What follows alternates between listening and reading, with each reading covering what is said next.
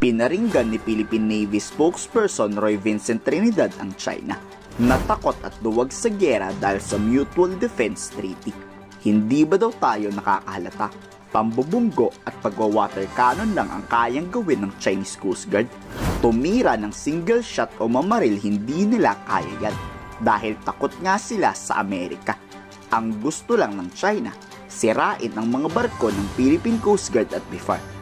Wala kasi silang intensyon na palubugin talaga yan. Ang paglubog kasi ng anumang barko ng Pilipinas, gera ang kapalit niyan. Pero kung sisirain lang nila, mawawalan lang tayo ng barko. Sila wala namang kasing pakialam kung may mawasak o masira sa barko nila. Dahil marami silang pangreserba. Kaya isa lang ibig sabihin ito. Hanggat nandyan ang US Navy sa West Philippine Sea, walang kaguluhan o gerang mangyayari. Yung isip nila is not to fire the first shot. Yun ang style ng Chinese Communist Party. Kunwaring legal, kunwaring illegal. So yung sinabi nyo kanina na bunggoy ka lang ng konti, not sufficient to sink the vessel, just to damage it. Bakit? Ang gusto nila, mission kill.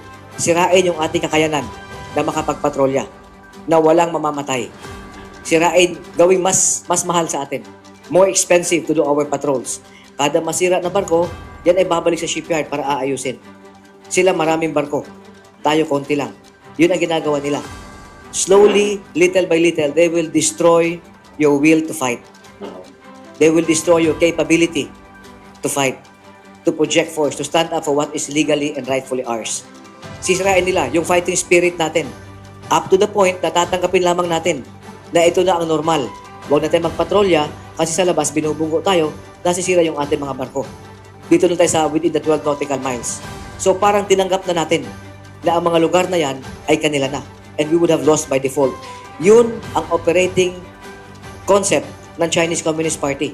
Without firing a single shot, gusto nilang manalo. Because for them, the acme of skill is to win without firing a shot. Napag-alaman na rin ni Secretary Gibo, Philippine Navy structure talaga o ang Philippine Navy ang nagtayo ng nakita sa Baho de Masinloc. Kinumpirma na rin kasi yan ng Philippine Navy. Ang mas maganda siguro ay kung unahan na ang China ng magtayo dyan. Napakagandang balita nun. Total naman may pundasyon na baka pa pwede nang ituloy. O mas maganda kung magtatayo ng panibago para mas matibay kontra sa bagyo. Kasi kung nakabuo na tayo dati ng pundasyon dyan, edi sa atin talaga yan. Sa Pilipinas, talagang napakasinungaling lang ng China para sabihin sa kanila ang Scarborough Shoal. China raw ang main source ng fake news. So far, wala tayong na-monitor na nagpapatayo ng structures sa West Philippine Sea o sa Baho de Masinloc. When was the last time? May mga attempts to land.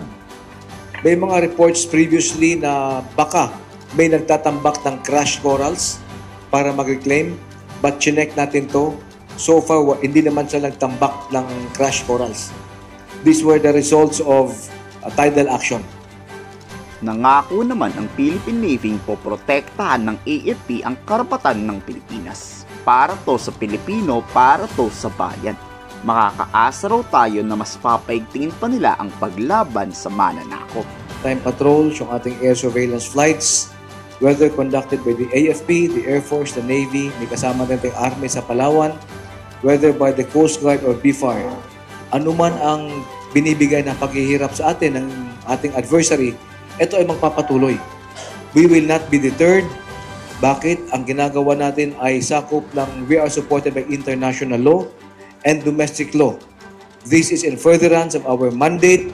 We are here to secure and to protect what is legally and rightfully ours. Ibig sabihin, anuman ang binibigay sa atin ng paghihirap, ay magpapatuloy ito. Hindi tayo huhupa. Bagkus, pag dumating ang ating mga bagong kagamitan, dadagdagan pa natin ang mga patrolya na ito. Dapat lang talagang mag-request na Secretary Gibo kay PBBM. Unahan na natin ang China para tuluyan na natin makontrol ang Baho de Masinloc para wala na ring problema ang mga Filipino fishermen sa panghuhuli. Kayo, ano sa tingin nyo mga kababayan? Komento sa baba ang inyong saloobin.